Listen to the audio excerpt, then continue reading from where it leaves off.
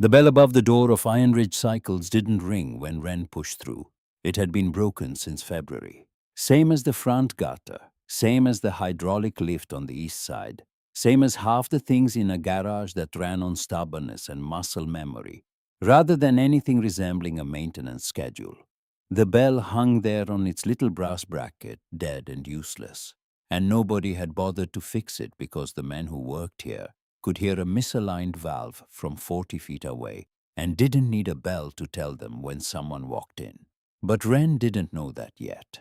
She stood in the doorway for a moment, letting her eyes adjust from the white Nevada afternoon to the dim interior.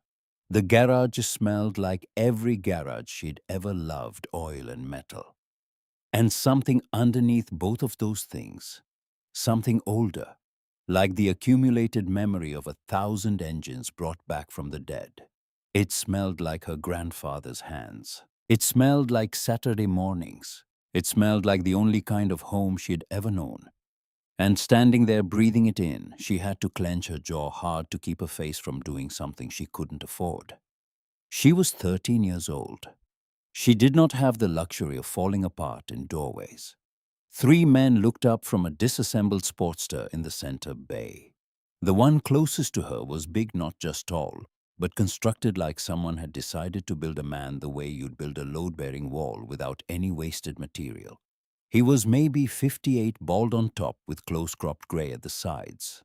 Forearms mapped with old scars and older tattoos, a wrench in his right hand that he set down slowly when he saw her.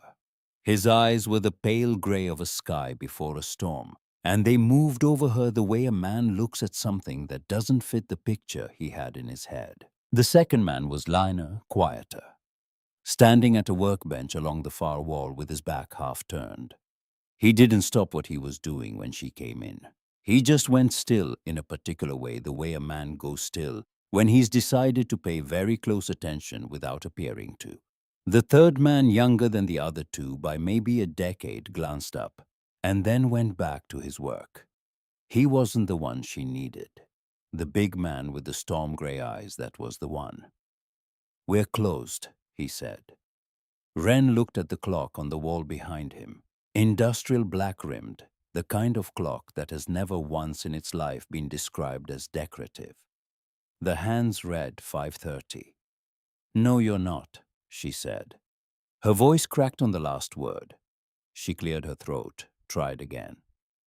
"Sign on the door says open till 6. It's 5:30. Something shifted in the big man's expression. Not warmth exactly, more like a recalibration. The way a mechanic's face changes when an engine makes a sound he wasn't expecting, and he has to decide whether it's something interesting or something dangerous. "You lost, kid?" "No, sir." Wren stepped further inside. Her boots left prints on the oil-stained concrete. The backpack on her shoulder was heavy, and it clinked with each step, a sound like a toolbox, which was exactly what it was essentially. She kept her chin level and her eyes forward, and she walked toward the big man the way her grandfather had taught her to walk into any room where people might underestimate her. Like you already belong there, sweetheart. Make them prove you don't. She reached into the front pocket of her jacket. Her grandfather's jacket, dark brown leather sleeves, rolled twice to keep them off her hands. The collar still faintly holding a smell she couldn't name but would have recognized anywhere. And she pulled out a photograph. It was old. The paper had gone soft at the edges from handling, and the colors had shifted the way photographs from the early 90s do, everything slightly too warm, the blues a little green, the reds a little orange. But the image was clear enough. Two men standing in front of this garage. The building behind them was the same building she was standing in right now. The same Iron Ridge letters above the bay doors, just without 30 years of additional weathering. One of the men was laughing at something off camera. The other was looking straight at the lens with a slight squint, like the sun was in his eyes, or he was thinking about something complicated. She held the photograph out toward the big man. "I'm looking for Holt Deegan." The name landed differently than she'd expected. The lean man at the workbench set something down very carefully without making a sound. The big man's jaw moved in a way that wasn't quite a clench and wasn't quite a swallow. He looked at the photograph without taking it from her hand. "You found him," said the big man. Wren felt something loosen in her chest, just slightly, just enough to keep going. "The man on the right," she said. "That's Earl Voss. He rode with you back in the early 90s. She watched Holdagen's face do something complicated and quick too fast for her to fully read. He took the photograph from her, then holding it by the edges, and he looked at it for a long moment. Not the way you look at something you're examining. The way you look at something you've been trying not to think about. "Where'd you get this?" he asked. "His house. He kept it in a box in his closet. There are about 40 more like it." She paused. "My name is Wren. Earl Voss is my grandfather." The lean man at the workbench turned around then. He was about 52 with a face that had been rearranged by time and weather into something that wasn't handsome but was deeply specifically interesting, the face of a man who had been through things and had decided to keep going anyway. His hands resting at his sides were cross-hatched with old scars, the skin around his knuckles thickened from decades of work. He looked at Wren the way you look at something you recognize but can't quite place. Like hearing a song you knew a long time ago and trying to remember the words. Holt handed the photograph back. "Earl's a good man. Haven't seen him in a while. How's he doing?"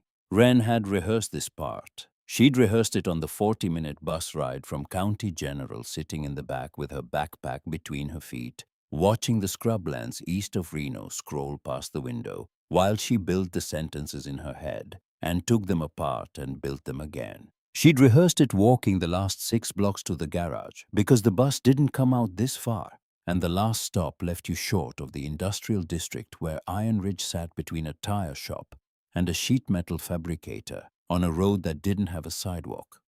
"He had a stroke," she said. "2 weeks ago. He's at County General, room 247. The garage went quiet except for the radio in the back playing something low and indistinct. "They won't let me stay with him," she continued. "I'm 13. I can't be his caregiver. I can't sign anything. I can't do anything." She kept her voice even. She was very good at keeping her voice even. "Social services has a placement for me in Springfield. Group home. 300 miles from here. They're coming Friday." Holt was watching her with those pale, storm-gray eyes. He wasn't saying anything yet. She took that as permission to continue. "I don't have aunts. I don't have cousins. I don't have anyone on my mother's side because my mother died when I was 3. She said it cleanly, the way you say things that stopped hurting in the specific acute way a long time ago and just became facts. It's been me and Earl my whole life, and the state says a man in a hospital bed can't be a guardian. So Friday I'm gone." She let that sit for a moment. Then she turned. The corner of the garage she'd been looking at since she walked in was over by the east bay, partially obscured by a rolling tool cabinet that someone had shoved in front of it without much thought. She walked toward it now, and what she'd glimpsed from the doorway resolved itself into what she'd known it would be: a motorcycle under a canvas tarp buried under 6 years of dust, and a few strands of spiderweb so old they'd gone gray themselves. She took the edge of the tarp and pulled it back. The 1987 Harley-Davidson FXRS lowrider had been a beautiful machine once. It still was underneath the rust and the oxidation and the consequences of long neglect. You could see it the way you can sometimes see what a person used to be beneath what time has done to them. The bones were still good, the lines still right, the proportion of everything still exactly what it should be. Wren crouched beside it. She ran her hand along the frame the way her grandfather had taught her, slowly, like you're reading something in a language that's written in metal and oil. "It's a 1987 FXRS lowrider," she said, without looking up. "The fuel system wasn't drained before storage.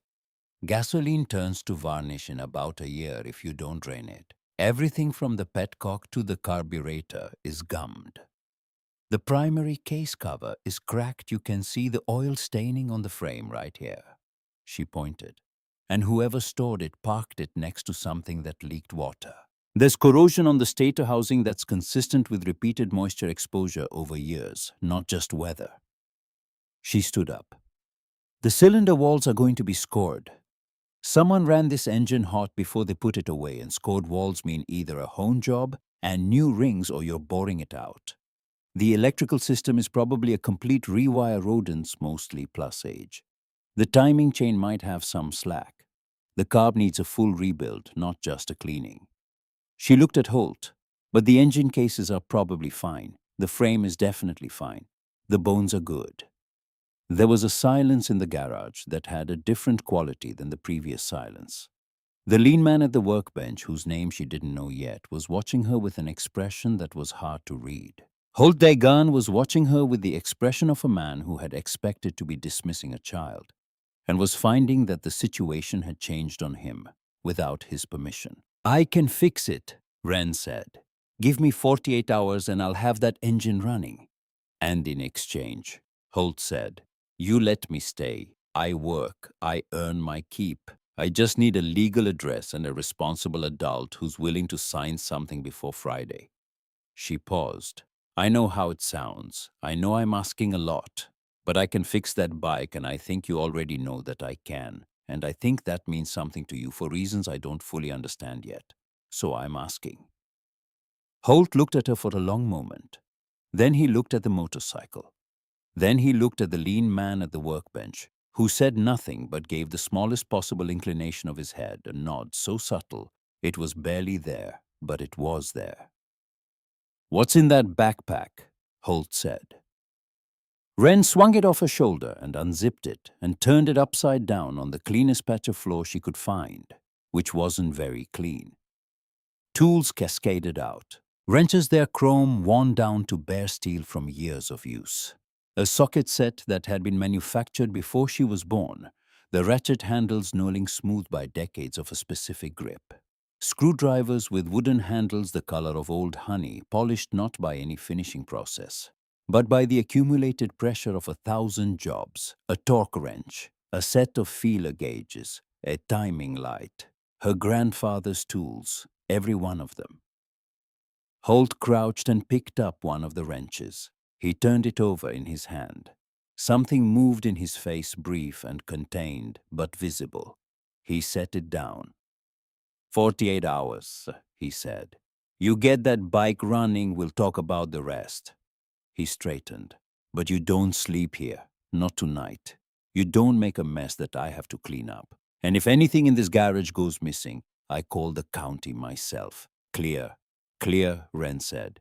Sully. Holt spoke to the lean man without looking at him.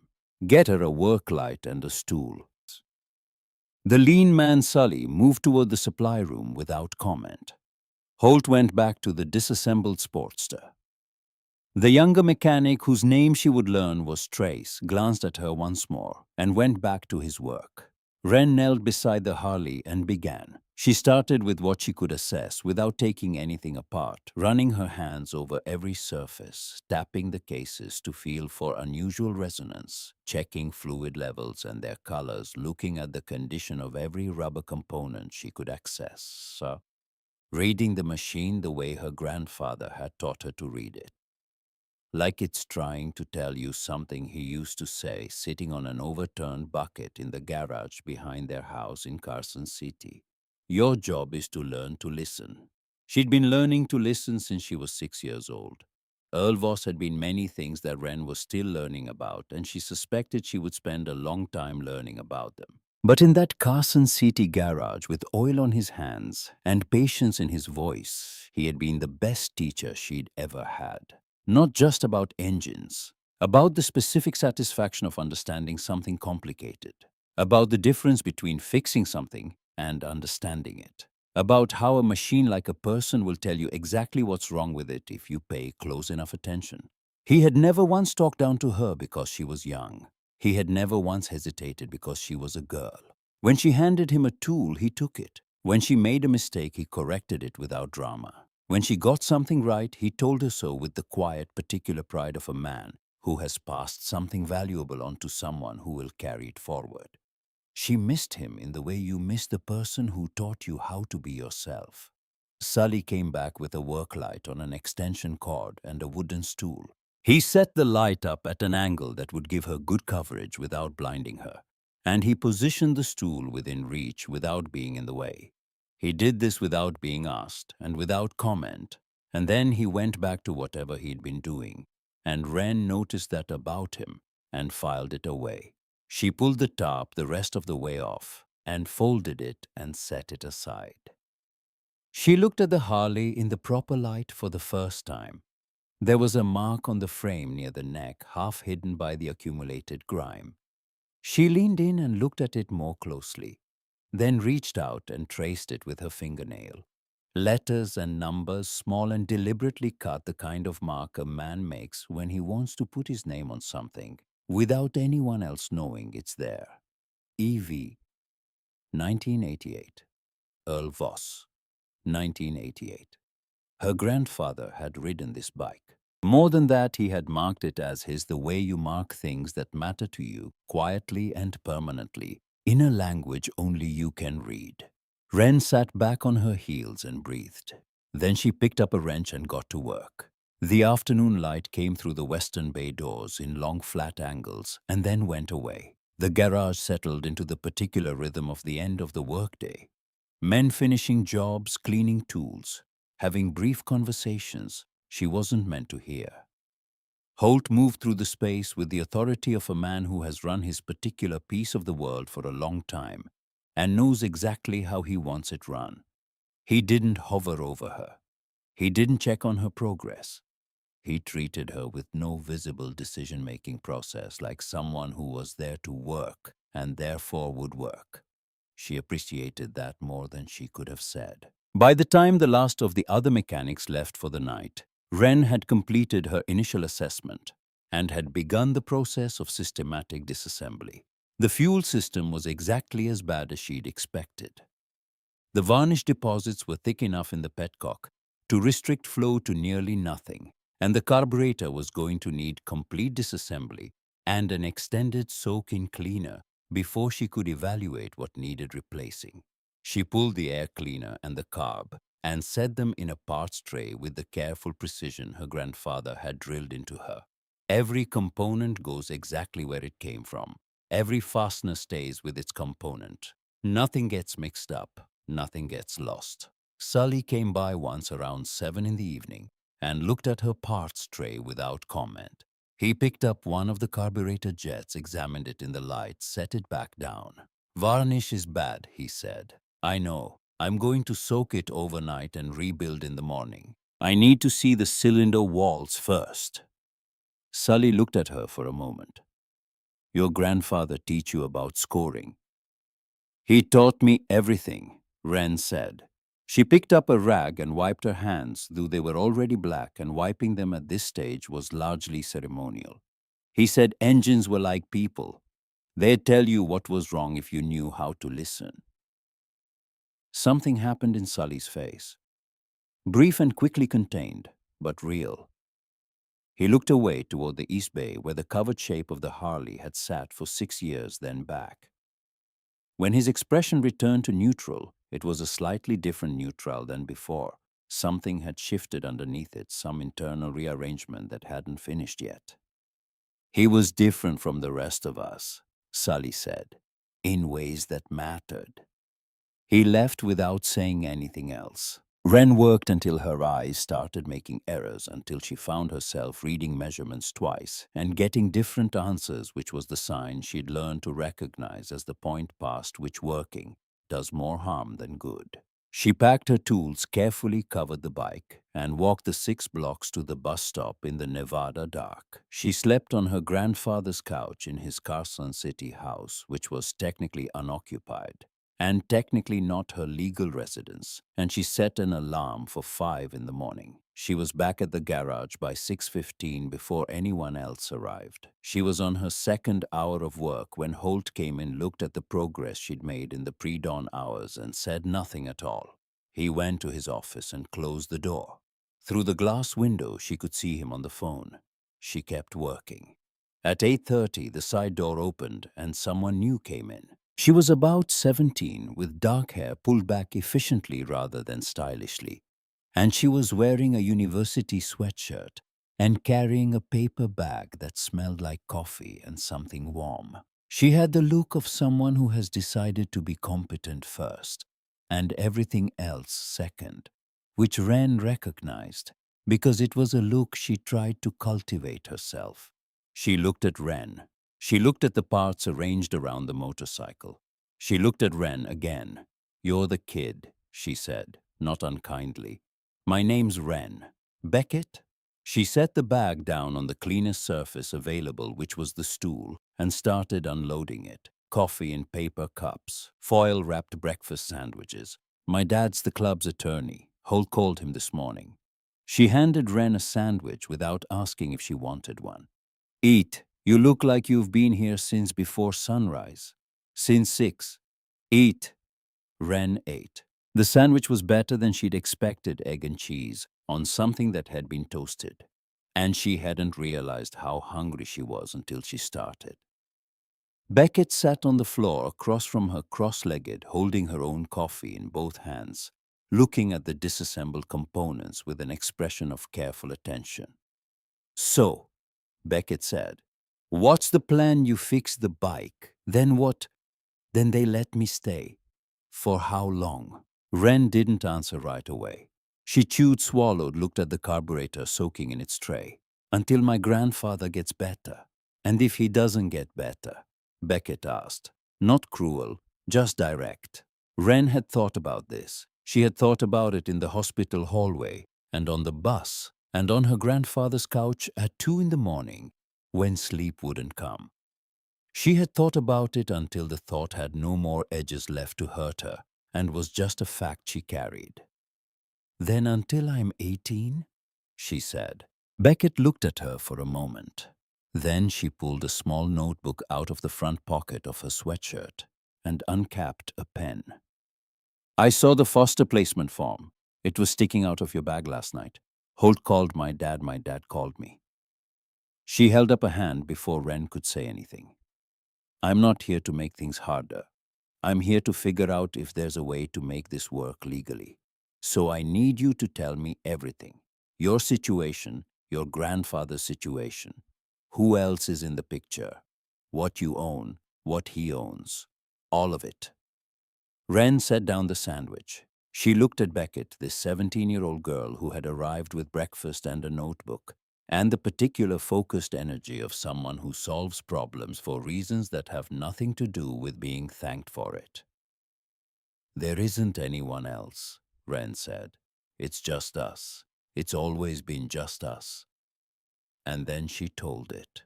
All of it. Her mother, Joanne, who had died in a car accident on Route 395 when Wren was 3 years old. Wren didn't have memories of her exactly. She had impressions, or maybe she had just looked at the photographs so many times that the photographs had become memories, which wasn't the same thing. Dark hair, a laugh that Wren knew from a home video Earl had kept on a cassette tape in a shoebox in the closet. A woman who had, by all accounts, been fearless and funny, and gone too soon.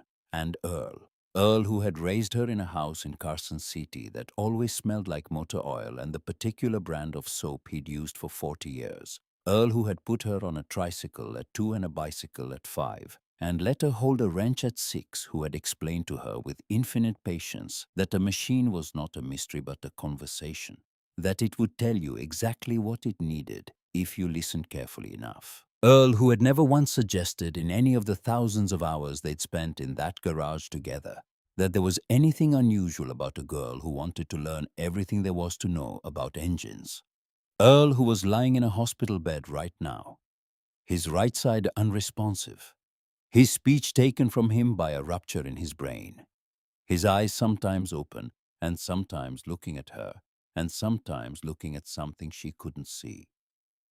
"There's an emergency kinship placement option," Beckett said when Wren was done. She was writing in the notebook quick shorthand. "If we can identify a relative. But you said there isn't one." "There isn't." Holt has fostered before, Beckett said. A long time ago, before I was born. If his certification can be renewed on an emergency basis and if he's willing, I don't need charity, Wren said. No, Beckett said.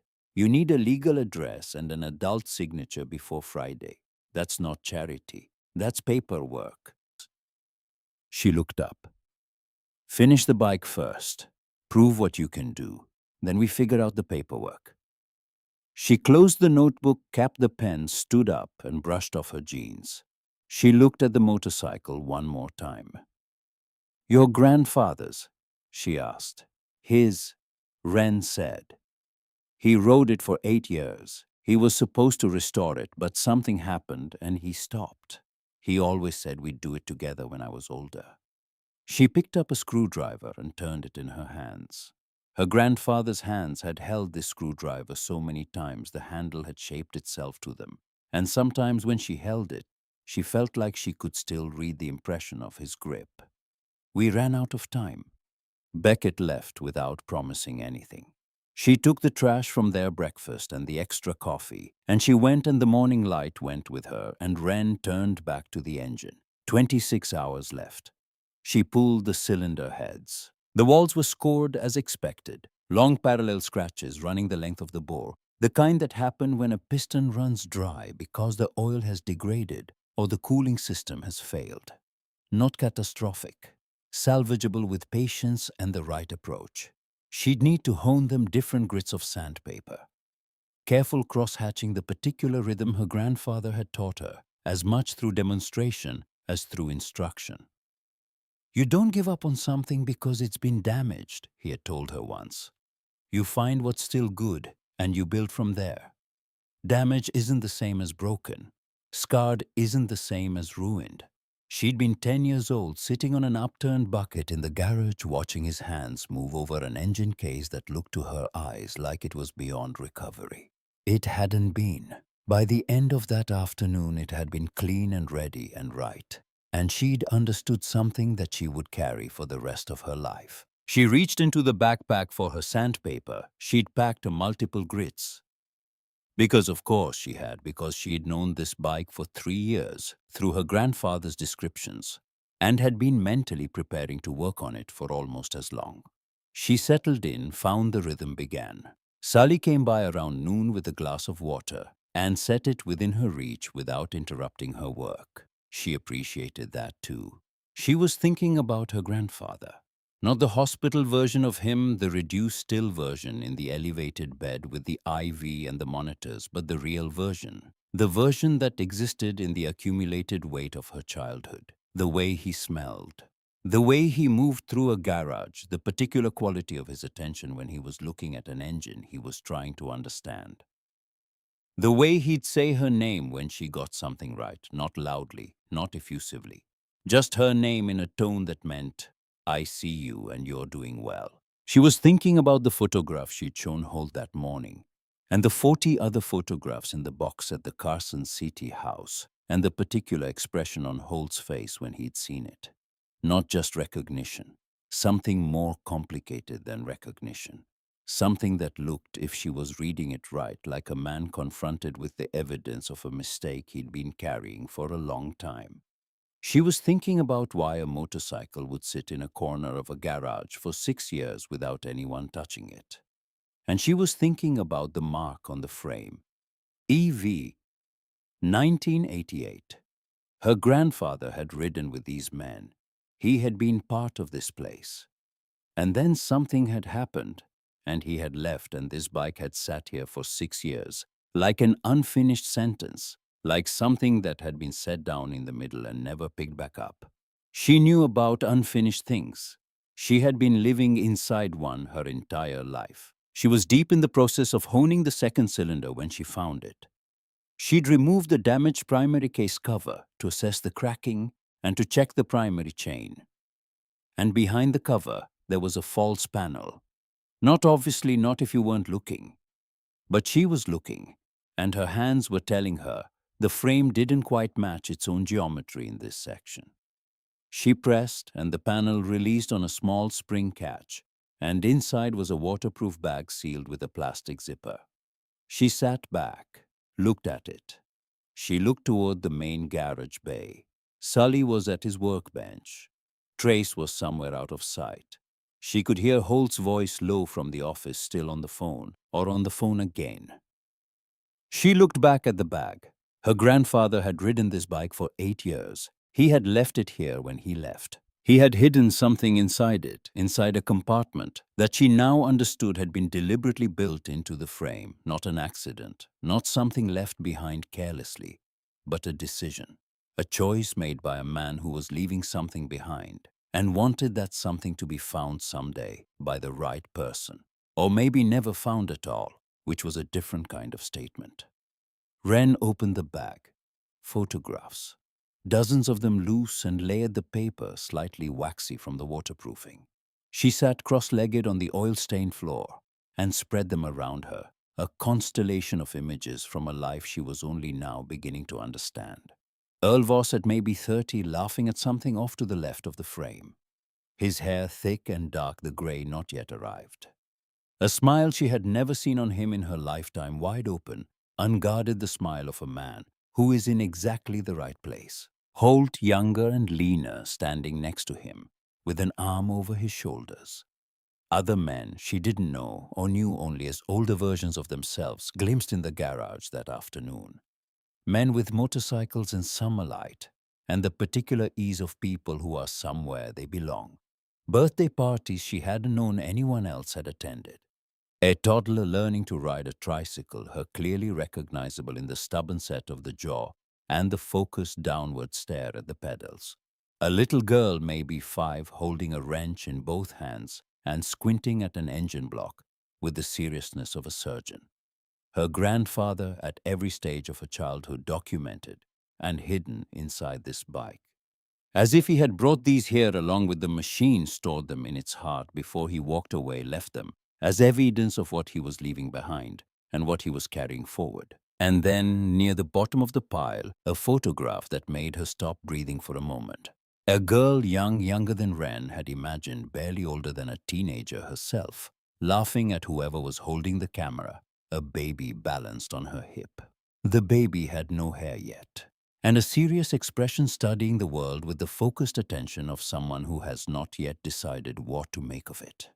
The man beside them, Earl, unmistakably though barely recognizable under the fullness of youth, had his arm around the girl's shoulders and was looking not at the camera, but at the two of them with an expression that Wren had no word for, but that she recognized in her body before she recognized it in her mind.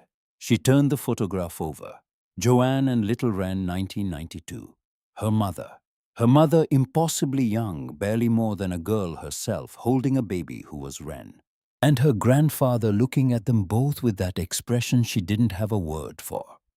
An expression that was.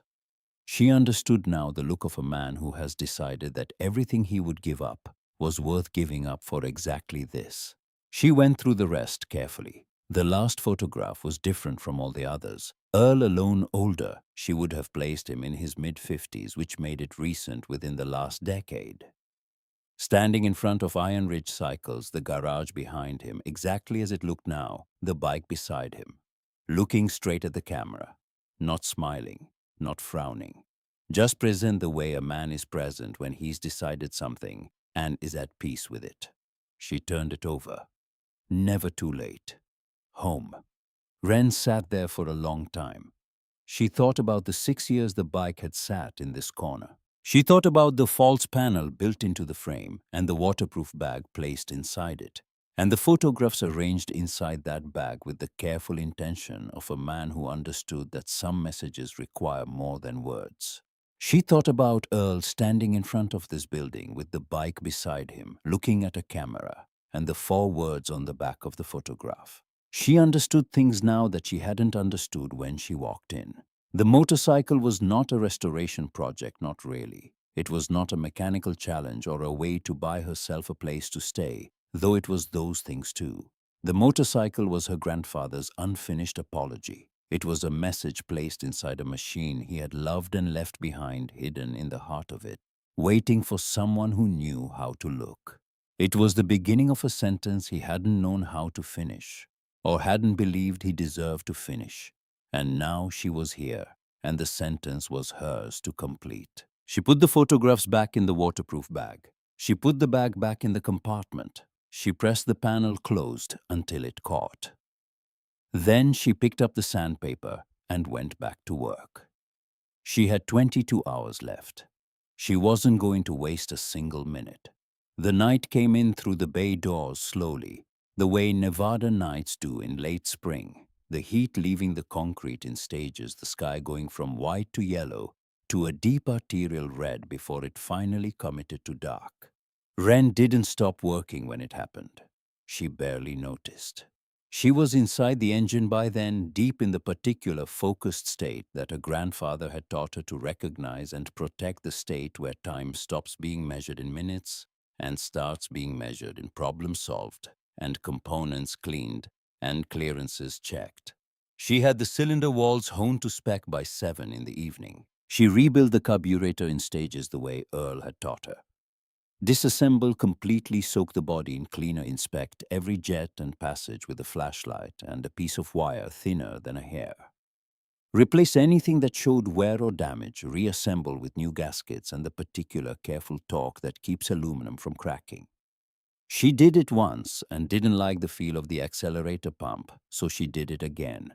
The second time was right. She knew it was right because it felt right. And she had learned to trust that feeling because her grandfather had spent years teaching her to develop it. Trust your hands, he'd say. Your hands know things your brain is still figuring out. By 9 o'clock, the carburetor was done, the fuel system was cleaned, and she'd started on the electrical. The wiring was exactly as bad as she'd expected. Years of rodent damage overlaid on years of age-related deterioration. Insulation cracked and brittle connections corroded to the point where probing them with a multimeter produced readings that made no physical sense. She pulled the entire harness and spread it on the workbench like a diagram of something complicated, mapping it against the wiring schematic. Trace had pulled up on a tablet before he left for the night and began the slow process of understanding what she had before she decided what to do with it. She was deep in this work when she heard footsteps, not the footsteps of someone who had come to check on her. The footsteps of someone who had decided to come and then reconsidered and then decided again, hesitant in a way that didn't match the man she'd spent the day watching move through this garage like he owned the floor as well as the building. Sully came around the tool cabinet and stopped. He was carrying 2 mugs of coffee, and he handed her one without asking, and he pulled the old wooden stool over and sat down on it and looked at the wiring harness spread across the bench. "That's a full rewire," he said. "I know. I've got enough wire in my bag for most of it. I'll need to source a few of the specialty connectors." Sully nodded. He drank his coffee. He looked at her work, and she could feel him assessing it not critically, but with the attention of someone who knows what they're looking at and is forming a considered opinion. "Your grandfather teach you electrical?" he asked. "He taught me everything." She set down the multimeter and picked up her coffee and burned her tongue on it, which she had already done once that day, and apparently needed to do twice to remember. "He used to say electrical was where most mechanics gave up. Said the ones who didn't give up were the ones worth knowing." Sully made a sound that might have been agreement. He was quiet for a moment, and the quiet had a particular weight to it. The weight of a man who is thinking about what he wants to say and how much of it is appropriate to say to a 13-year-old girl he met 14 hours ago. "He was the best mechanic this garage ever had," Sully said finally. Before he left, Wren looked at him. Why did he leave? Sully turned his coffee mug in his hands, looked at the floor. "You'd have to ask him that." "I can't. He doesn't talk anymore." She said it without self-pity, just as the fact it was. "The stroke took most of his speech. Even if he opens his eyes, he can't tell me anything. Not anymore." The garage was quiet except for the radio in the back room playing something too low to identify. Outside, a truck passed on the road, its headlights briefly swinging through the bay doors before the dark resettled. Sully looked at her for a long moment. Then he looked away toward the east bay, toward the bike. "He was the best of us," he said. The words carried weight she didn't fully understand, yet weight that she could feel without yet being able to measure. In ways that mattered more than the mechanical. He stood up, took his coffee, and went back to wherever he'd come from. Wren watched him go and thought about the particular quality of that statement, the weight it carried, the thing it implied about the rest of them.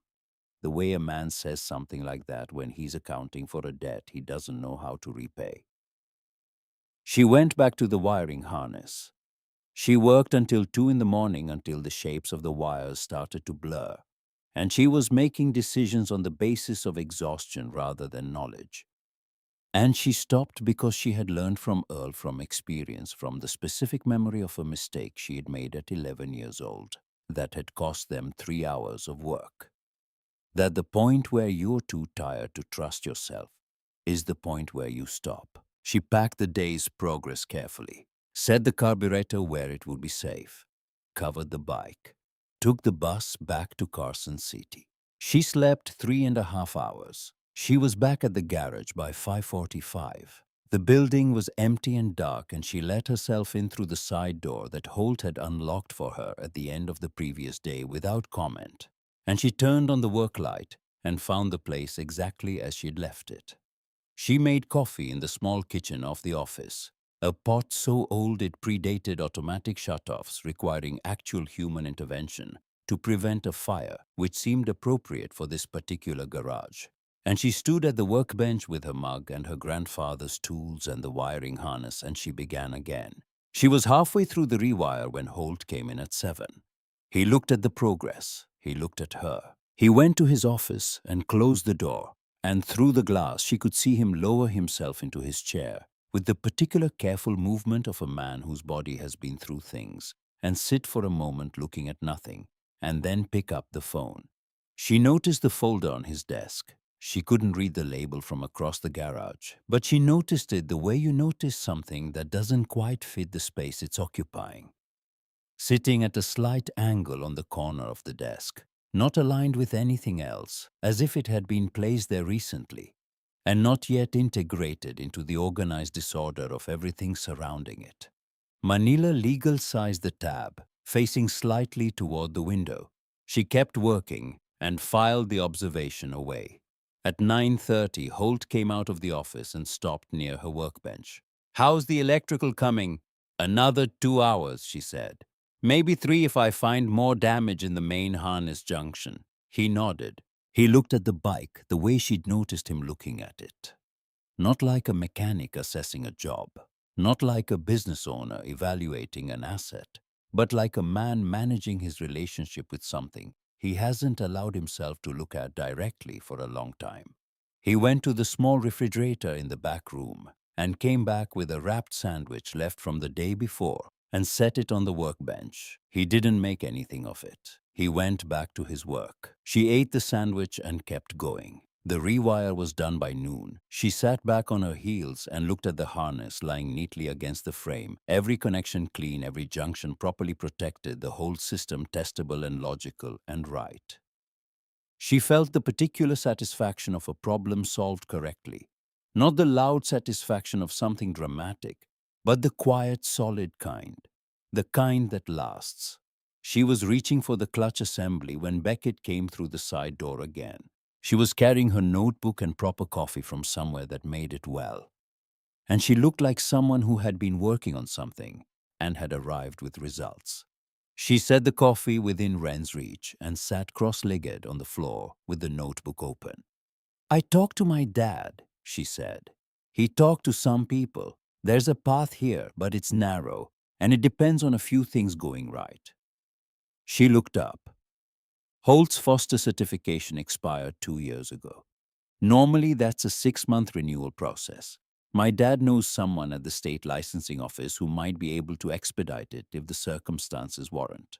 She paused. The circumstances would need to be compelling. Is a kid with nowhere to go compelling? A kid with nowhere to go and documented mechanical skills and an established support network And a grandfather who served in the military, that's more compelling.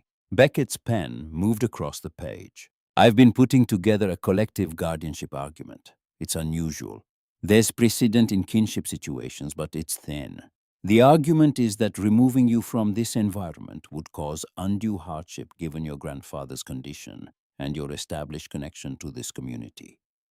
I've known these people for 36 hours, Wren said. Your grandfather knew them for years. The connection is inherited. Beckett said it matter-of-factly, like someone who has absorbed the habit of framing things in their most defensible form. It's not a sure thing. Judge Harmon is reasonable and she's sympathetic to veteran families. My dad has a relationship with her, but you should know it might not work. And if it doesn't work? Springfield, Beckett said. Friday. Wren looked at the clutch plates in her hand. New ones pulled from a parts bin. Sully had placed them on the workbench that morning without saying anything about it, just set them there where she'd see them when she needed them. His personal stash from the look of the packaging. Finish the bike, Beckett said. That's the first thing. Everything else comes after. She left and Wren went back to work, and the afternoon came in hot and flat through the bay doors. It was late afternoon, past 4, when she walked through the office to get to the parts room. She wasn't snooping. She was taking the shortest route between 2 points in a building she hadn't fully mapped yet. She walked past Holt's desk without looking at it, got what she needed from the parts room, and was on her way back when she saw the label on the folder clearly for the first time. Earl Voss, Carson City, personal. She stopped. The folder was closed. The label was printed, not handwritten. It had been made at some point when someone had decided to keep this organized, to file it properly, to treat it as a thing with a place rather than something shoved in a drawer. That was a decision. Decisions meant intention. This folder had been created because someone had received something from Earl Voss and had decided it deserved to be kept. She stood there for a long moment. Then she went back to the garage and put the new parts down and picked up her tools and tried to go back to work. But the folder was in her head now, and she couldn't stop thinking about the photograph. Never too late. Home and the handwriting on the back, and the way Holt had looked at the picture she'd shown him the day before. Not just recognition, something older and heavier than recognition. She was sitting with all of this, hands moving automatically through a task she didn't need to think about, when Holt came out of the office and stopped. He looked at her.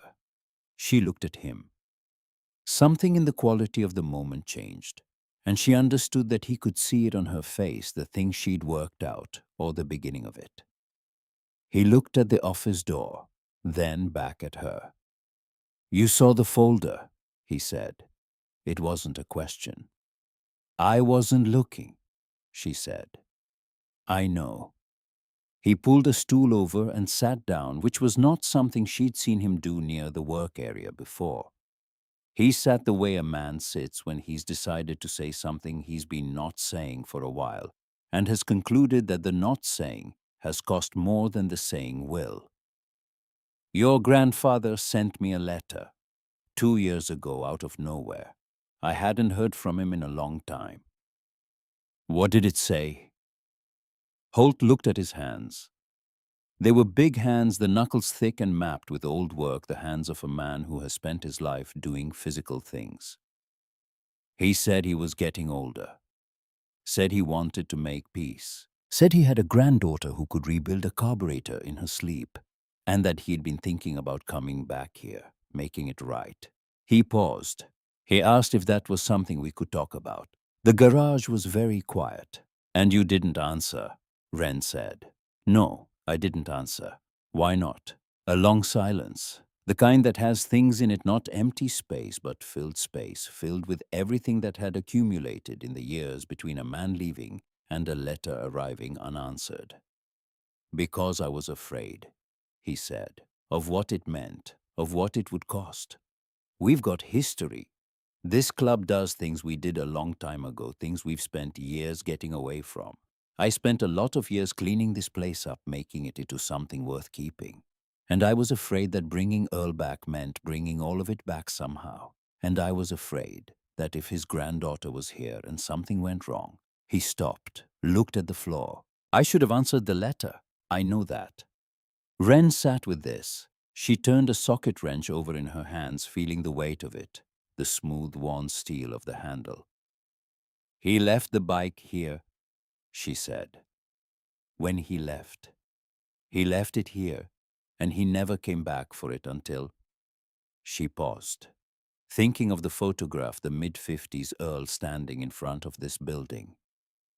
He came back to leave the photograph, to put it in the compartment with the others. He drove here and left it and walked away without knocking. Something in Holt's face shifted.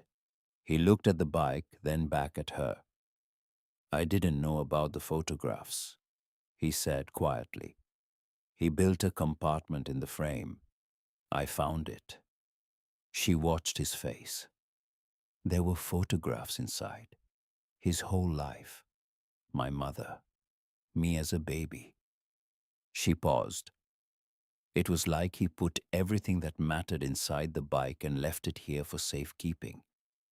And then came back one more time to add the last one. Never too late, Holt said. You knew about that photograph. I found it 3 years ago when I moved some things around back here. I opened the compartment. I'd always known it was there. Earl built it himself. And there was the bag. I looked at the top photograph and put it back and closed it and didn't touch it again. He was quiet for a moment. I wasn't ready for what opening that bag would mean. Wren stood up, straightened her back, and looked at the man across from her. 58 years old, built like a load-bearing wall, carrying something he'd been carrying for 30 years and hadn't yet found the right place to set down. He trusted you with the things that mattered most to him, she said, even when he left, even after 2 years of silence. She put down the socket wrench, went back to the bike, and kept working. She didn't forgive him or failed to forgive him. Forgiveness wasn't hers to give. She had decided because she wasn't the one who had waited 2 years for an answer that didn't come. That accounting was between Holt and her grandfather, and whatever it was complicated and adult and longer than her life. What she knew was this. She was here, the bike was here, and she had work to do.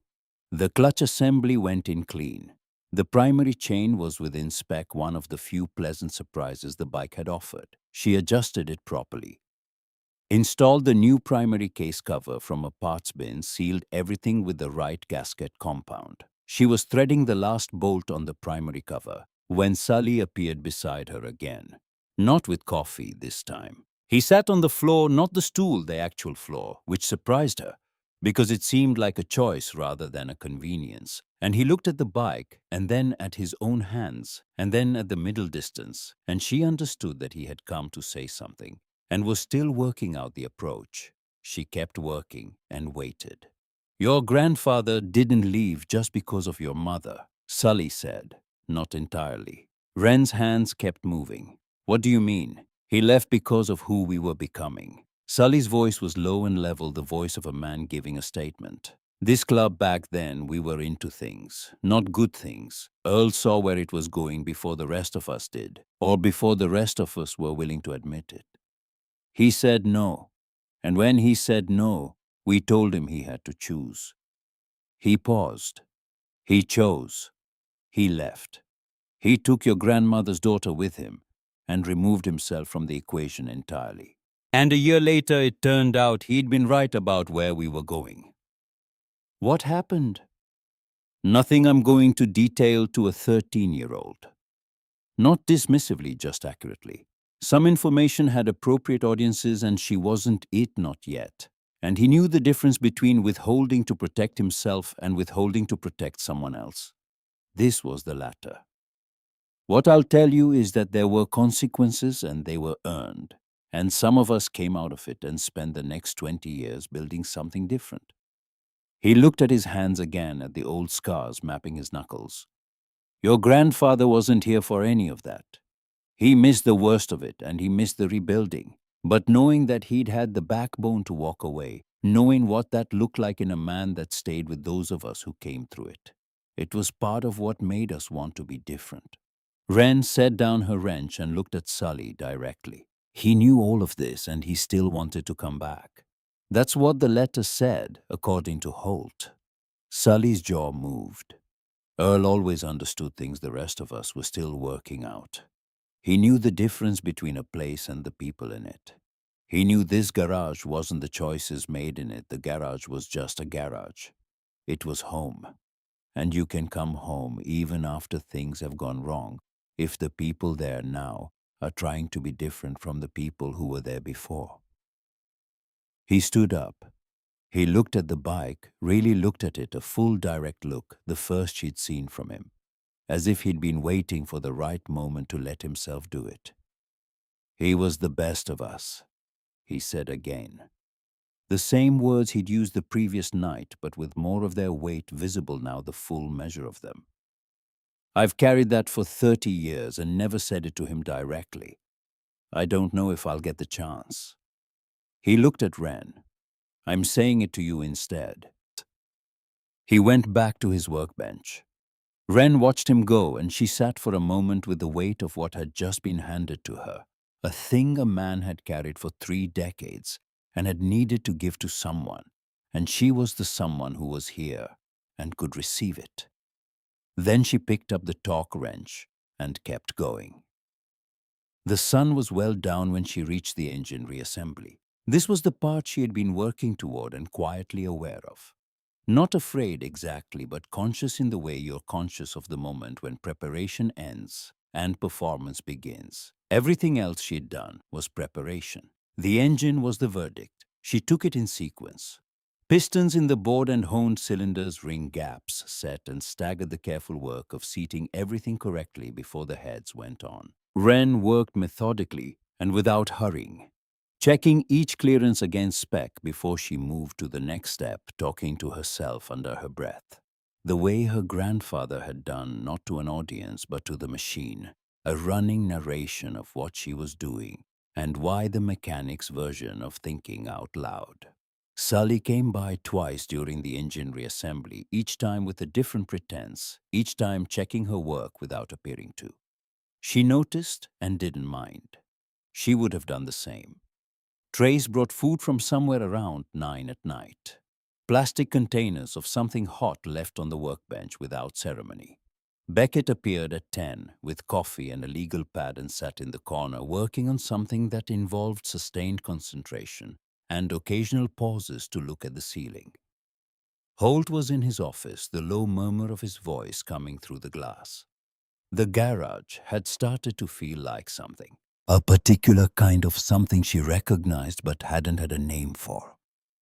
Until now, the feeling of a place where people are all working on the same problem from different angles, each from their own position, no one requiring anyone else to explain their contribution. She had felt it in a smaller version in the Carson City garage with Earl on a good Saturday afternoon. The feeling of work that is collaborative without being called collaboration because naming it would make it self-conscious. And it works precisely because no one is thinking about it. She had the engine back together by midnight, not approximately. Done every system complete, every connection made, every fluid at the proper level, every fastener torqued to spec. The fuel system rebuilt and clean. The electrical system rewired and tested in sections. The engine assembled with the care her grandfather would have recognized as his own, passed down through years of Saturday mornings into the hands doing this work now. She looked at it, and it looked right. It felt right. Her hands told her it was right. She had the clutch plates adjusted and the oil filled and the battery terminals clean and tight. She connected the fuel line, checked for leaks, found none. She looked at the clock. midnight. Roughly 6 hours left on Holt's deadline. She could do this. She reached for the timing cover, the piece that would close the engine and complete the assembly, and she installed it with the particular attention she gave to final steps the way Earl had taught her. Final steps get extra care, he used to say. They're the ones you're least careful about because you're tired, and the end is in sight and the end makes people careless. She torqued the bolts. She stood up. She looked at the bike, assembled, complete, ready. She climbed on. The seat was firm under her, the bike heavier than anything she'd ridden, the weight of it real and specific. She was wearing her grandfather's jacket, and it was still too big, and she didn't care. She put her left hand on the clutch lever and pulled it in. She turned the key. The fuel pump primed. A quiet, purposeful hum, the sound of a system waking up and doing its job correctly. She'd heard Earl describe this sound a dozen times. She gave it a moment, letting the system prime fully. She hit the starter. The engine turned over. Once, twice. It caught a brief stuttering combustion that promised everything and then fell away into silence before it could deliver. She tried again. The starter cranked, the engine turned, but the catch didn't hold. 3 seconds of something that was almost right, and then nothing. The mechanical grinding of parts moving without fire, without purpose. She tried a third time, a fourth. With each attempt, the battery gave a little more away, the starter sounding increasingly effortful. Nothing. Ren ran through everything she could think of. Fuel was flowing, she could smell it. Kill switch was in the run position. Spark plugs she had cleaned and gapped herself. The ignition system she had rewired and tested. Everything was right. Everything should be working. And yet, Sully appeared at the edge of the work area.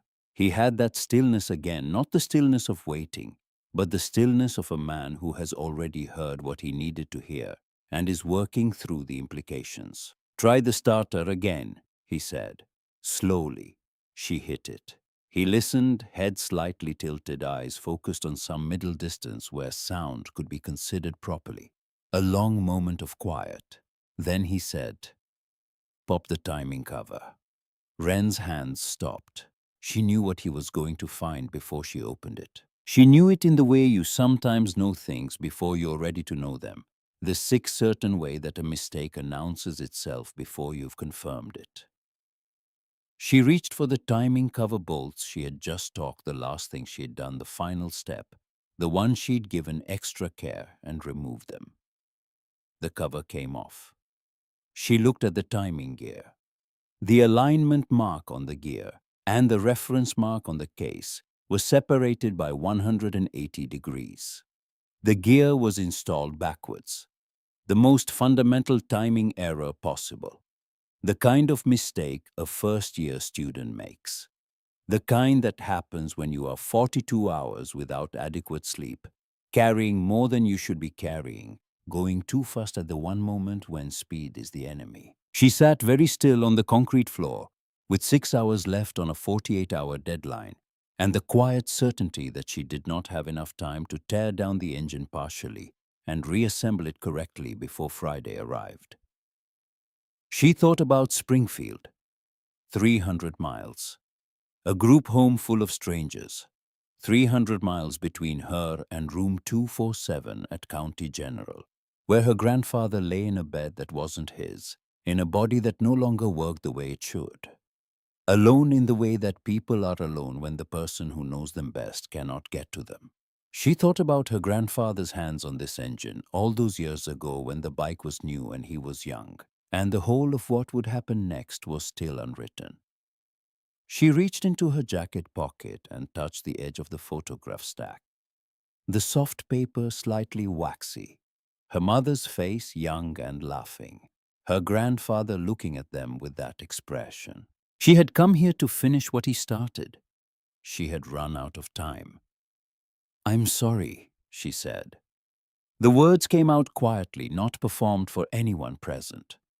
She wasn't sure who she was talking to, the man in the photographs, the man in the hospital bed, the ghost of a version of herself that had believed this would work. "I'm so sorry." A hand came down on her shoulder. Not gentle, in a soft way, firm, the grip of a working man's hand. A hand that had spent 52 years doing real things in the real world and knew the difference between steadying someone and patronizing them. Sully crouched beside her. His toolbox was already open. She hadn't heard him get it. His face was the face of a man who has decided something. And the something he has decided is visible in the set of his jaw and the position of his hands and the specific quality of his attention. Not pity, not sympathy in the soft sense. Something more useful than both. Your grandfather didn't teach you to finish bikes alone, he said. His voice was low and even. The voice of a man stating a fact he has been certain of for a long time. He taught you to start them. He picked up a wrench and held it out to her. Now let me show you how we finish them together. Across the garage, Holt stepped out of his office. He stood in the doorway and looked at them. Wren on the floor. Sully crouched beside her. The open engine, the timing. Cover the hours remaining on a clock that was not slowing down. He looked at the other men who had drifted in from the edges of the building, drawn by some collective awareness that something was happening that mattered. Torch and Patch had arrived some time in the last hour. They stood now at the boundary of the work area, saying nothing, waiting for the word. Holt looked at the clock on the wall. He looked at the motorcycle. "Anybody have plans tonight?" he said. One by one, the men of Iron Ridge shook their heads. "Good," Holt said. He rolled up his sleeves, the motion of a man who has already made his decision and is now enacting it. "Let's bring this one home." They worked like a single organism with many hands. Sully called the sequence, and Wren's hands executed it, reaching into spaces too small for a grown man's fingers, feeling for the things Sully described before she could see them. Torch and Patch held work lights at the angle Sully specified, moving them when he needed them moved, holding steady when he needed them still. They had done this before, or something like it. Not this specific job, but this specific thing. The coordinated effort of people who trust each other's competence enough to stop thinking about it and simply act. Beckett brought coffee on the hour. She didn't say anything when she set it down. She squeezed Wren's shoulder once briefly and went back to her corner where the legal pad was filling up with the careful architecture of something she was building against Friday. Holt did not work on the bike. Wren noticed this and understood it in the way she was understanding more and more things about these men as the night wore on. He moved through the garage instead to his office and back, phone to his ear. Voice low, the particular quality of a man who has a network and is willing to use it.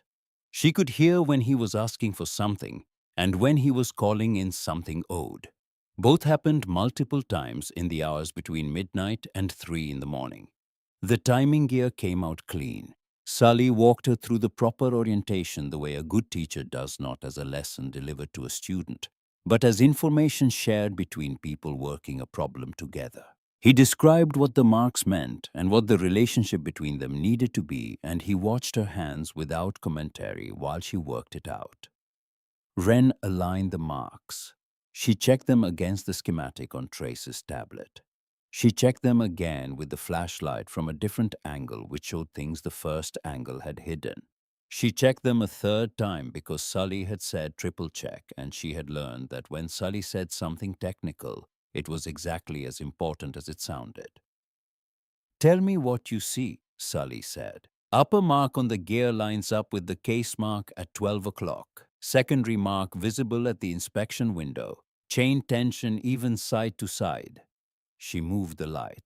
"No deflection in the sprocket. Feels properly seated." "You sure?" She checked again. Held the light at a fourth angle she hadn't tried yet. Looked carefully. Looked again. "Yes." "Then torque it." She torqued it. Proper sequence, proper values, the wrench clicking with the particular authority of a fastener done correctly. She felt it through her hands, not just as mechanical feedback, but as something harder to name, the specific relief of a second chance used properly, the weight of getting right what you had gotten wrong. The cover went back on. Sully sat back on his heels. He looked at the engine for a long moment without speaking, and the silence had a different quality than the previous silences. This one was evaluative in a way that felt like it was completing rather than waiting. "Good," he said. One word. The exact weight of recognition from someone whose opinion was worth having. She kept going. The remaining work was detail and final assembly. the accumulated small tasks that stand between a rebuilt engine and a running one. Wren moved through them with the focused calm of someone who has passed through exhaustion into the country on the other side where the body simply continues because stopping is not an option it currently recognizes. Her hands were steady. They had been shaking 90 minutes ago, and now they were steady, which was not a decision she had consciously made, but which had happened anyway, somewhere in the space between Sully handing her a wrench and the moment when the work became what it needed to be. Torch and Patch moved alongside her, without being asked, handing tools before she reached for them, holding components while she fastened them, the three of them falling into a rhythm that felt earned rather than arranged. Neither man said much. The work said everything that needed saying. At some point past 3 in the morning, Beckett fell asleep in her corner legal pad on her chest pen still loosely in her hand. Nobody woke her, nobody mentioned it. The garage accommodated her the way it accommodated everything else quietly, without fuss-making room. At 4:17, Holt came out of the office. He stood in the doorway for a moment looking at the bike, at Wren, at the men assembled around her, their faces in the work light tired and present, and wholly committed to a thing that could not be put down partway through. "Hospital called," he said. Wren's hands stopped. "Earl's being transferred to the VA facility in Henderson tomorrow morning." He held her gaze steadily, the way someone holds your gaze when they want you to hear the whole thing before you react. "They have a dedicated stroke rehabilitation program. Neurological therapy team, speech pathology, the full picture. Better than County General by a significant margin." He paused. "I made some calls through the Marine Veteran Network. It took a while to arrange." Wren sat very still on the concrete floor of Iron Ridge Cycles. Henderson was 90 miles away. 90 miles from this garage, from the Carson City house, from the bus routes she knew. 90 miles meant Sundays, not every day. It meant planned visits rather than the possibility of just being close enough that proximity itself was a form of presence.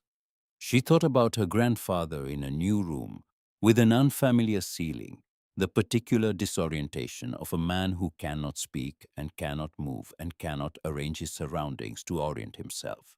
She thought about what Earl would choose if choosing were available to him. She already knew the answer because she knew him. He would choose the better care. He would choose the therapy team and the neurological specialists. He would choose the thing most likely to bring him back, even if back meant 90 miles away from her, because that was who he was, the man who had given up his patch and his community and the life he'd built here, because that was what his daughter needed, and who had then done it again in the quieter way of daily choices for her. "Okay," she said. She turned back to the bike, reached for the next component. Her hands were still steady. "For what it's worth," Holt said quietly, "he'll be well looked after." "I know." She found the connection she was looking for and seated it and moved on. "Thank you." By the time the first gray light began to show at the edges of the bay doors, the bike was done. Not approximately, not done enough. Done, every system complete. Every connection made, every fluid at its proper level. Every fastener torqued to spec, the whole machine assembled with care that had come from somewhere specific and would be recognizable to someone who knew the source.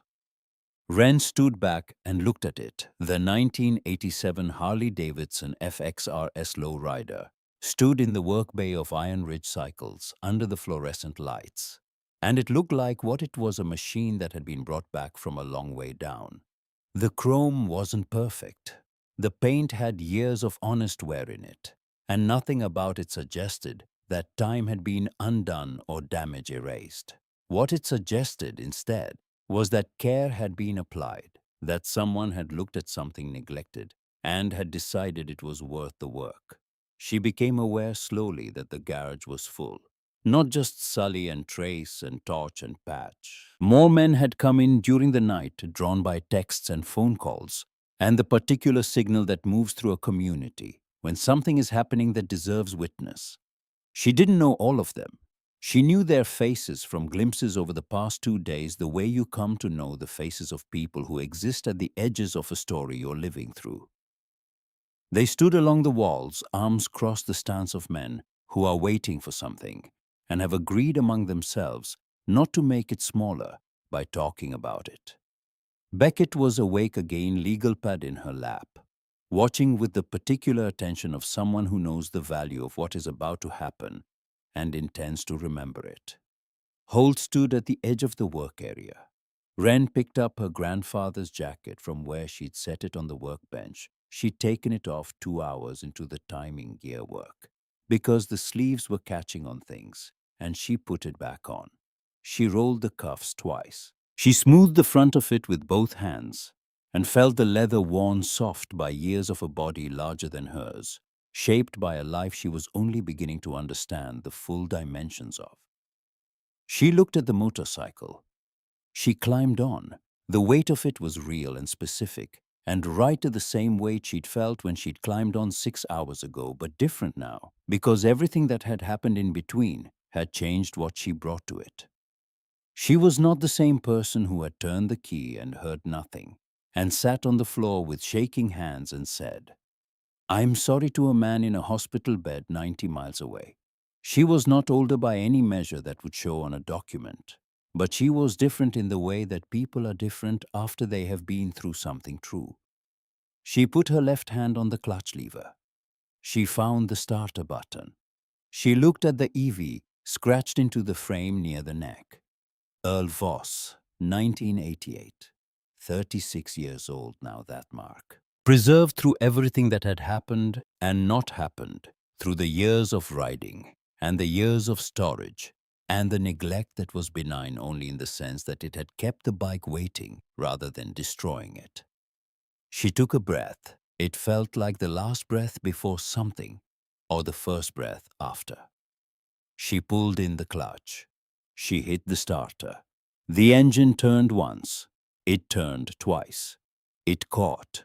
The sound that filled Iron Ridge cycles was not reducible to its components. It was 87 horsepower waking up after 6 years of silence, yes. It was the result of 48 hours of work and 30 years of accumulated story, yes. But it was also something simpler and more fundamental than either of those things. The sound of something broken becoming whole, the specific deep thunder of a machine finding its voice after a long time without one. The whole workspace vibrated with it. Wren felt it through her legs, through her chest, through the bones of her forearms where her hands gripped the bars, through her grandfather's jacket where it lay against her shoulders. The engine settled into its idle deep and clean and steady, and the sound of it was the most complete thing she had heard in a long time. Someone made a sound. Then everyone was making sounds, voices, overlapping hands coming down on backs, the release of 2 days of collective held breath into something that was partly celebration and partly something older and harder to name. Torch said something she couldn't hear over the engine. Patch laughed, which she hadn't seen him do before, and it changed his face entirely into something younger and less guarded. Sully stood with his arms at his sides and looked at the bike with an expression that had nothing performed in it. Nothing for anyone else, just a man looking at something that mattered and letting it matter fully. Wren sat on the bike and gave it throttle, and the engine responded perfectly, rising and settling exactly as it should, and she put her hand flat on the fuel tank and felt the vibration running through the metal. The heartbeat of a machine her grandfather had loved and marked and left behind. And she stayed there for a long moment inside the sound of it. Inside all of what it meant, and all of what it had cost to arrive at this specific moment in this specific place. Holt came through the crowd and stopped beside her. He had to lean close to be heard. "Shut it down," he said. "Let's talk." She shut it down. The silence after was profound in the particular way that silences are profound when they follow something large, not empty but full. Holding the shape of what had just ended, still resonating with the frequency of it. In the office, Beckett was already at the desk, papers arranged with the precision of someone who has been building toward this conversation, while everything else was building towards something else. She looked up when they came in, and something in her expression had shifted from the careful neutrality she had been maintaining for 2 days. Not quite relief, but the particular look of someone who has checked their work twice and found it sound. Holt sat down across from Wren. He looked like a man who had been awake all night making decisions and was prepared to stand behind them in the morning. "Henderson called an hour ago," he said. "Earl's transfer is confirmed for this morning. I've arranged for a contact at the facility to keep me updated on his condition directly. You'll have the same information." He looked at her steadily. "Every Sunday, if you're here, I'll drive you. That's not negotiable in either direction. It's not optional for you, and it's not a burden for me." "Clear." "Clear," Wren said. "Beckett."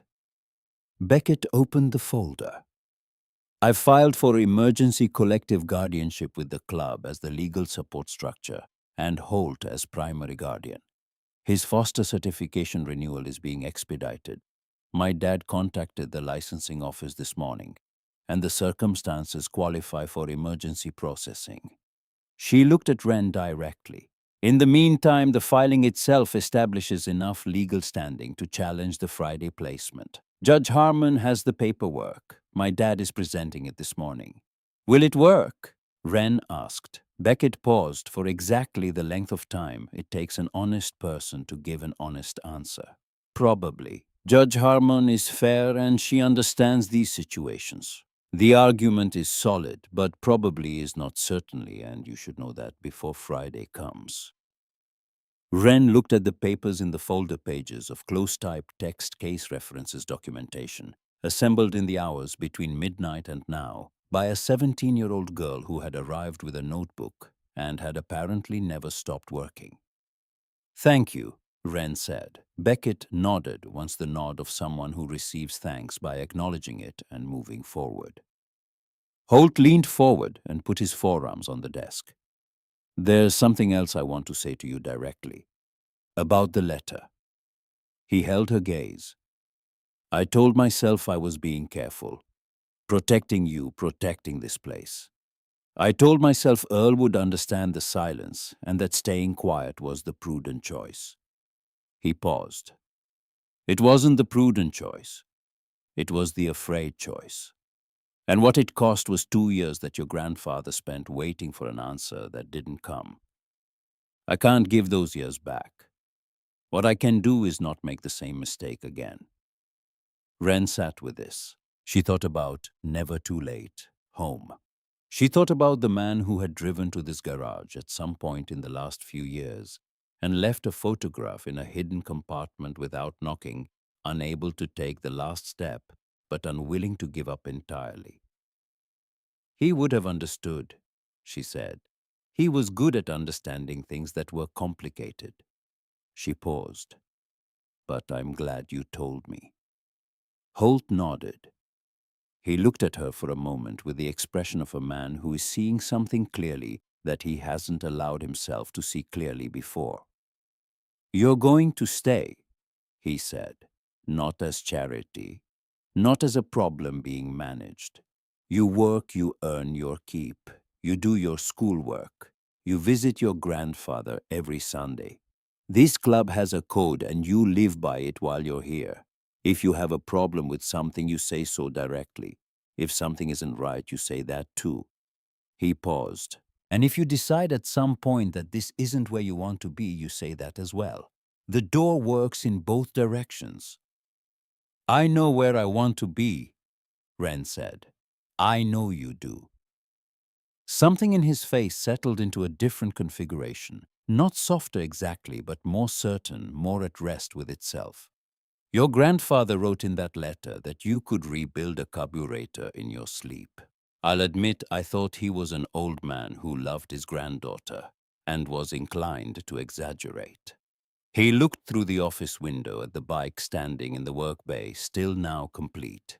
"Guess I was wrong." The social worker came on Friday at 10 in the morning. She was a woman in her mid-40s with the look of someone carrying too many cases and not enough hours, which Wren understood was not a personal failing, but the predictable consequence of a system that did not provide adequate resources to the people doing its most important work. She was not unkind. She was thorough, which was what she was supposed to be. Beckett met her in the office with a folder 2 inches thick.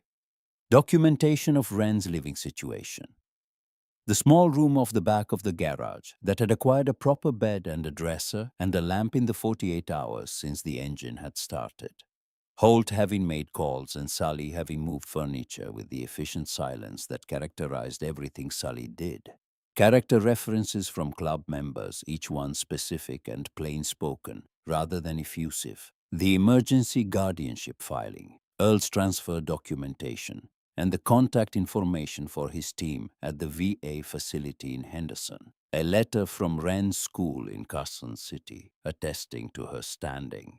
An enrollment confirmation from the district that served Iron Ridge's address. Beckett's father had been thorough in the way lawyers are thorough when they care about the outcome. The social worker asked Wren where she slept and whether she felt safe. She asked what Wren did here and what she planned to do.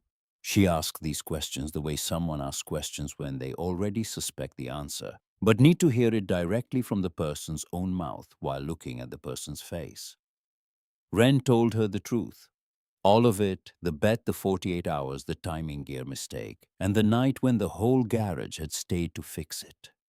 She said it plainly without embellishment, because her grandfather had taught her that the truth didn't need decoration. It looks better in its own clothes, he used to say. The social worker went through the folder carefully. She inspected the room. She spoke with Holt for 20 minutes with the door closed, and whatever was said in that room was said between two adults who understood what was at stake. When she came out, she looked at Wren for a long moment, measuring, considering doing the actual work of her job. Then she picked up her bag. She left without taking Wren with her. The first Sunday, Holt drove. They went to Henderson in his truck, 2 hours each way, and Wren sat in the passenger seat and watched the Nevada landscape move past the window. The scrublands and the salt flats and the distant mountains holding their positions against the sky the way they had always held them. And she didn't feel the need to talk, and neither did Holt. She had brought her grandfather's tools in the backpack, not to use, just to have near her. It was the kind of thing that couldn't be explained, but didn't need to be. Earl was in a room on the 3rd floor with a window that faced west. He was smaller than she remembered, which happened to people in hospitals. The beds and the equipment and the institutional scale of everything made the people in them look reduced, diminished, brought down from the size they occupied in your daily life to something that fit in a standard room. But his hands were the same. She sat beside him and held his left hand, the one the stroke had left mostly intact, and she felt the specific geography of it. The calluses, the old scar across the base of his thumb from a slip with a box cutter in 1987. The particular way his fingers curled at rest, even when nothing else was working the way it should. She told him about the bike. She told him everything. The choked fuel system and the scored cylinder walls, the hidden compartment and the photographs, the timing gear mistake, and the night when the whole garage had stayed to help her finish. She told him about Holt and the letter, and the 2 years of silence, and she told him that the silence was over now. She told him what Sully had said, that Earl was the best of them, in ways that mattered more than the mechanical. And she told him she agreed without qualification, and that she thought he should know that someone had said it out loud, even if he couldn't hear it in the way he used to hear things. Earl's eyes were open. They were not always present. Sometimes they tracked the ceiling or the window with the distant quality of a man looking at something no one else could see. But sometimes, in moments she couldn't predict or reproduce, they focused.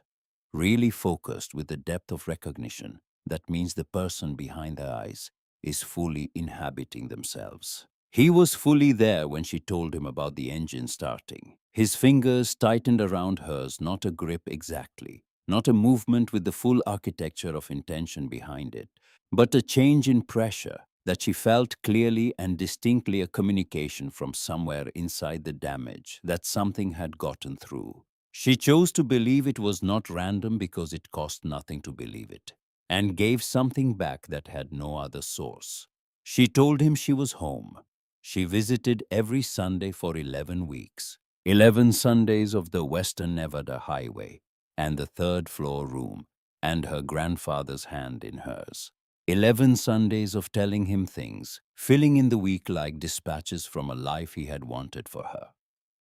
Evidence that the thing he had hoped for and not quite managed to arrange had arranged itself anyway through some combination of stubbornness and timing, and the specific grace that occasionally shows up in situations that have run out of other options.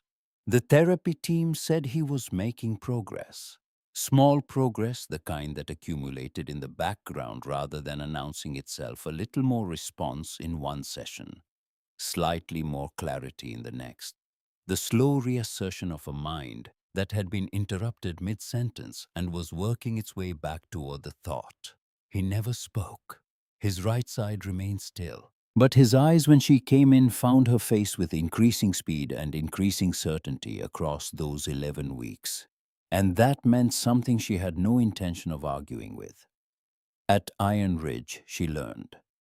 Sully taught the way Earl had taught, through proximity and demonstration, rather than formal instruction, trusting her hands to absorb what her mind was still working out. He was not patient in the soft sense, but in the real sense, the sense that means willing to let something take as long as it takes, because the result is worth the time. He corrected mistakes without drama and acknowledged good work without excess. And under these conditions, Wren found herself becoming better, faster than she had expected, which was how it worked when the teaching was right. She learned to diagnose by sound in the serious way, not as a parlor trick, but as a functional skill.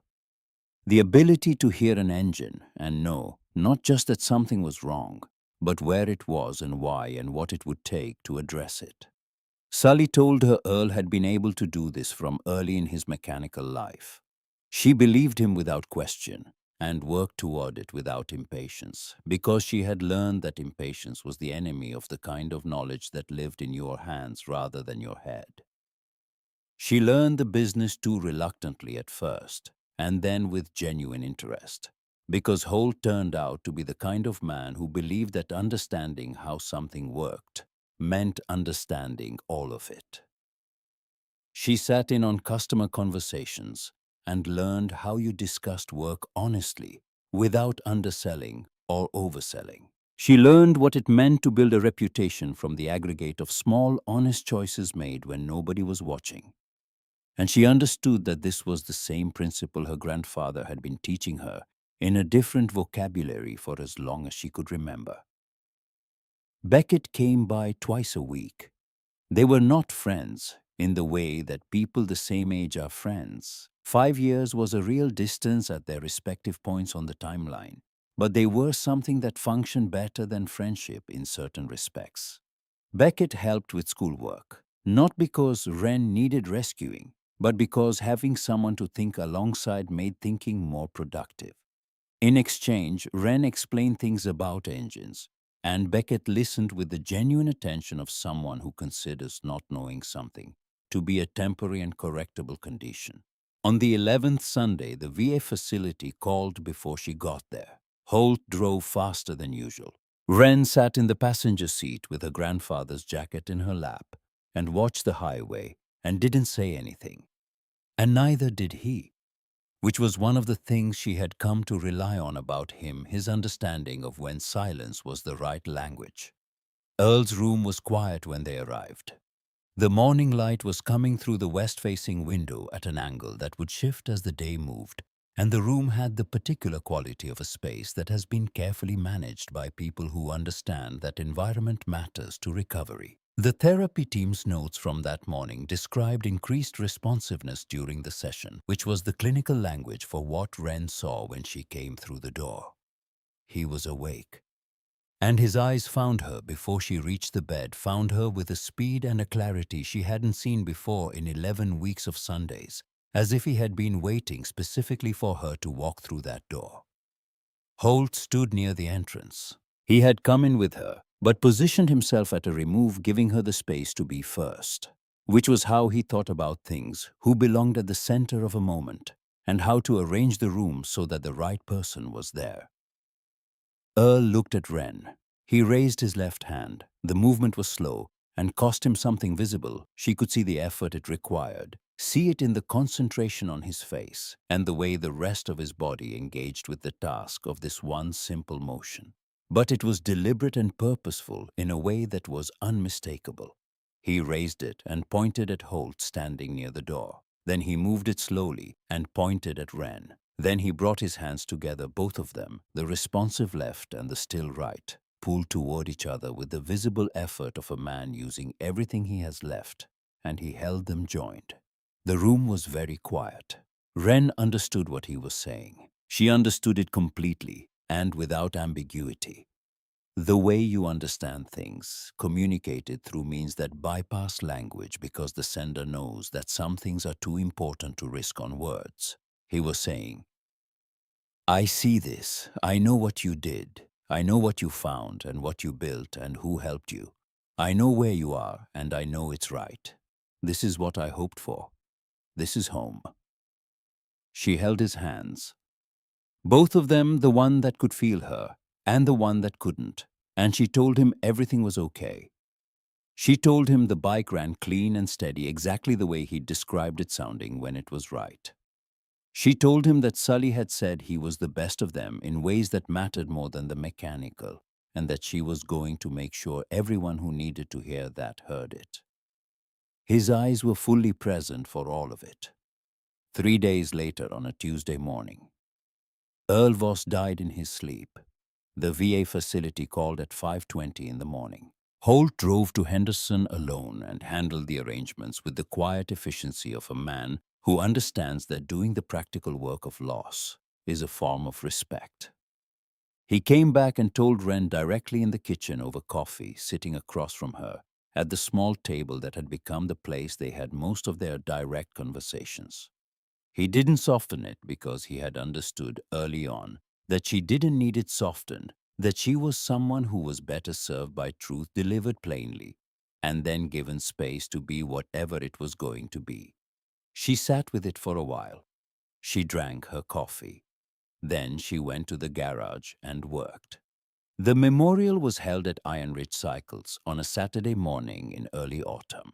20 motorcycles lined the road outside, arranged with the care that these things receive when the people doing the arranging understand that the visible form of respect carries its own meaning. They gleamed in the Nevada morning, each one the result of work and attention, each one a statement about what the people who rode them believed about taking care of things. The 1987 FXRS lowrider stood at the front of the line, cleaned and polished. To the standard, the machine deserved its chrome, doing what chrome does in good light, giving back more than it takes. Wren sat on it. She wore Earl's jacket sleeves rolled twice, and she sat on his bike at the front of a line of machines that belonged to men who had known him before she existed, and who had failed him in specific ways, and who had chosen, when given the chance, to do something different. She thought it was the kind of thing he would have understood, not the ceremony of it, which he would have been uncomfortable with, but the fact of it. The specific fact of these particular people choosing to be here in this place on this morning for this reason. They rode to the cemetery in the high desert outside Reno engines, running the sound of them together, moving through the chest differently than a single engine, a chord, rather than a note. Then they rode to the lookout point. It was a place Wren knew from her grandfather's descriptions more than from having been there herself, a ridge of pale rock above the valley floor with a view west that went 100 miles on a clear day, and a creek below where the water ran cold even in summer, and you always wanted to try it anyway. He had taken Joanne there apparently on the kind of summer afternoons that become the ones you remember, and he had told Wren about it on one of those evenings when the garage work was done and they were sitting outside with the stars coming up, the kind of evening when things pass between generations because the moment has made itself right for it. She scattered his ashes there. The men of Iron Ridge stood behind her on the pale rock, while the wind came up from the valley. the way it does in that part of Nevada in the early autumn. Reliable, purposeful moving from somewhere towards somewhere else with the indifference of large things. The ashes went with it out over the rock and the long view and the 100 miles of open country that had always been there and would continue to be there. And Wren watched them go and thought about the long, unlikely chain of choices and silences and letters unanswered and bikes unfinished that had led to this moment, and how at the end of it she was standing here on this specific ground, and that seemed like the kind of thing her grandfather would have considered enough. She stood there for a while. Nobody rushed her. Nobody said anything. They gave her the time because they understood that some moments need to be fully inhabited before you can leave them. And because they had in the way of people who have been through things together, become capable of recognizing which moments were which. 3 years passed, the way years pass when you are living inside them. Wren turned 14 covered in transmission fluid from a rebuild that fought her every step of the way. 15 arrived during a heat wave that turned the garage into something close to uninhabitable, and she worked in it anyway, because Sully worked in it and she had established early that Sully's standards were the ones worth keeping. By 15, she could diagnose most problems by sound with reasonable confidence. At 15 and a half, she found a problem in an engine that Sully had been working on for 3 days and hadn't located. And when she pointed it out, he looked at the evidence she was pointing at and said nothing for a moment, and then said good work in the same tone he used for everything, which was the only tone she ever needed. She kept her grades. She had made a promise and she kept it not because she was afraid of consequences, but because it was a thing she had said she would do. And she had learned in the garage that the things you say are only worth what you make them worth, and she intended her words to be worth something. Holt drove her to Henderson every Sunday until there was no longer a reason to go. After that, occasionally he drove her to the lookout point instead, and they would stand on the pale rock with the long view and not require much from each other in the way of conversation, which was one of the things she had come to understand about him, that he was someone who knew the difference between silence that was empty and silence that was full, and who was capable of the second kind. At Iron Ridge, she became in the gradual way that people become things known. Not famous, not celebrated, just known in the specific sense that people who work alongside you develop a precise and accurate picture of what you are capable of and what you are made of. Customers started asking for her on certain kinds of jobs. Sully began giving her the diagnostics that resisted easy explanation, the ones that required the particular quality of attention she'd been developing since she was 6 years old in a Carson City garage, being told to listen to what the machine was saying. The work day by day became what it was supposed to be. On the morning of her 16th birthday, she came into the garage before anyone else was there. This was habit. By now the early mornings were hers. The particular quality of an empty garage in the first light. The smell that had become as familiar as the smell of the Carson City house and was becoming, she understood, the smell she would associate with home for the rest of her life. She made coffee in the catastrophic machine that still required human intervention to prevent a fire, and that no one had replaced because at some point its continued operation had become a point of collective identity. She stood at the workbench with her mug and looked at the day's work already laid out, a V-twin with a fuel delivery issue that had resisted 2 previous diagnoses. A transmission that someone had been living with longer than they should have, a set of forks requiring a seal replacement. She turned, coffee in hand, and saw the wall. The vintage photographs that had lived there for as long as she'd been coming to Iron Ridge were gone. In their place was a single frame larger than the photographs it replaced, positioned at eye level, centered on the wall, with the care you give to something meant to be seen and understood rather than simply noticed.